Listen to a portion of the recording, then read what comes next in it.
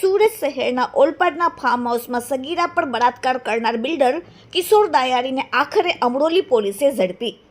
અમરોલી વિસ્તારના ઉત્તરાખંડના શ્રમિક પરિવારની સગીરા પર બળાત્કાર ગુજારનાર ચકચારી પ્રકરણમાં બિલ્ડરની સંડોવણી બહાર આવી હતી, જેમાં પોલીસે બિલ્ડરને સગીરા સપ્લાય કરનાર મહિલાને, જેનું નામ ભાવના છે, તે યુવતીની પર ધરપકડ કરી હતી। ત્યારે ભાગતા ફરતા બિલ્ડર કિશોરની પોલીસે આજે ધરપકડ કરી છે।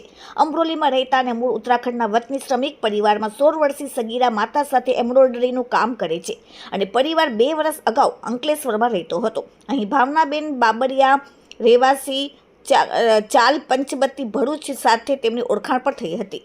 ગત 12મી જુલાઈ 2025 રોજ મહિલા ભાવના અમરોલી આવી અને ઉત્તરાખંડના પરિવાર સાથે ઘરેલું સંબંધ હોવાથી ભાવના અમરોલીમાં શ્રમિક પરિવાર સાથે રહેવા આવી હતી। એ પછી ભાવના આ પરિવારની સગીરાને નાસ્તો અને શોપિંગ કરવાના બહાને બહાર લઈ ગઈ। સગીરાને પટાવી ફોસલાવીને ભાવનાએ બિલ્ડરને બોલાવી અને તેને આગોતરા આયોજન મુજબ ઓલપાડના ફાર્મ હાઉસમાં લઈ ગઈ અને કિશોર દાયારી રહેવાસી મમતા પાર્ક કાપોદ્રાવાળાને તેમને સોંપી દીધી।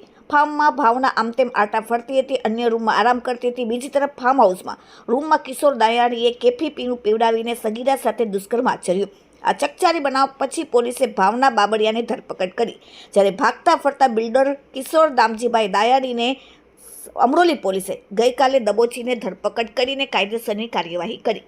Bureau report, daily India TV, Surat.